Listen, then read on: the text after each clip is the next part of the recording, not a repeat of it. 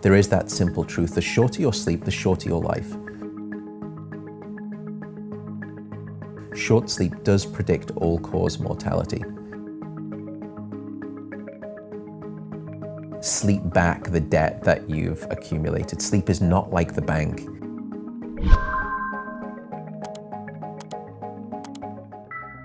And what they found is that if you're short sleeping during the week, defined as, let's say, sort of 5.5, 5 hours. Firstly, if you're a short sleeper, they found that you have a 65% increase of death at any moment in time, 65% increase in mortality risk, which is frightening. However, what they found was that if those people who were short sleepers during the week became longer sleepers at the weekend, it did decrease that mortality risk some. So that paper would advocate for you to do that sort of, sleeping late at the weekend. However, there are other data that demonstrate not for lifespan, but for your health span, that's a very bad idea. Because if you are doing that social jet lag, sort of sleeping late sort of in the weekends, and then you drag your body clock back on a Sunday night to try and go to bed early for the start of the week, it's torture. It's like, almost flying back and forth from, London halfway to sort of, New York and back. It's disastrous.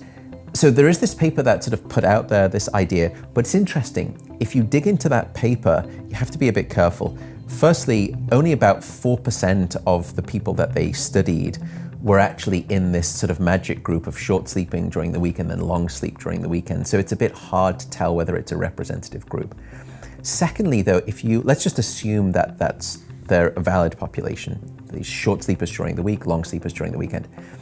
If you then look into the paper, the data and the self-reported health, what you find is that people who do what I've just told you to do, which is go to bed at the same time and just get consistently good sleep, weekend and weekday, those people were in very good health.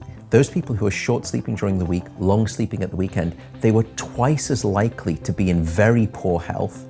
They were about 30% more likely to abuse alcohol, and they were about 40% more likely to be using sleeping pills, which I hope that we have the time to speak to as well, because they're potentially deathly.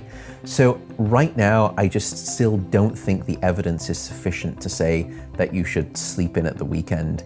There just doesn't seem to be enough evidence to argue that you can sort of sleep back the debt that you've accumulated. Sleep is not like the bank in that way, that you can't accumulate debt and then pay it off at the weekend, at least not in terms of health. For reducing your mortality risk by way of short sleep, it's possible, but you will still be in worse health as a consequence.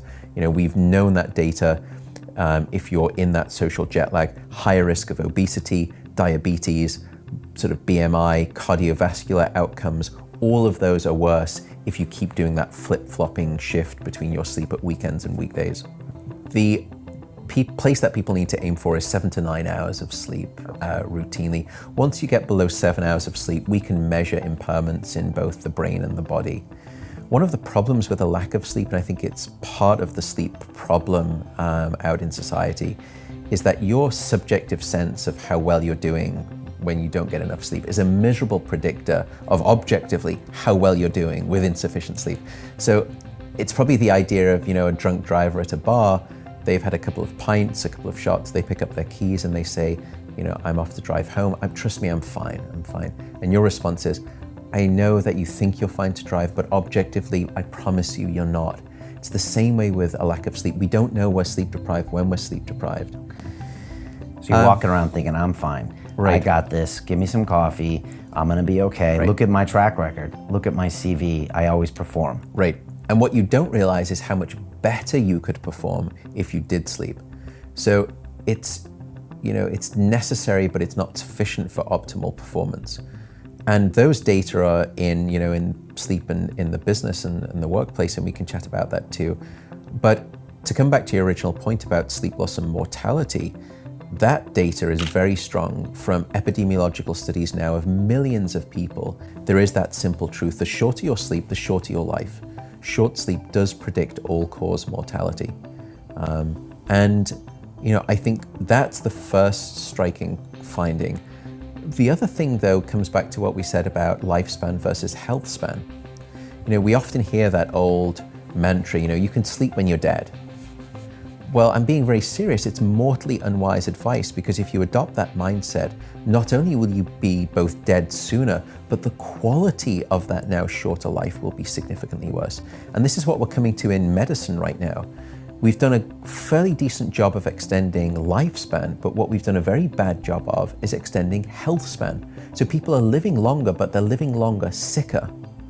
And one way that, that equation can be solved, and you can extend health span, not just lifespan, is by putting sleep in there as part of the health equation, which is completely missing in medicine right now. Here's another place where sleep is absent as a voice.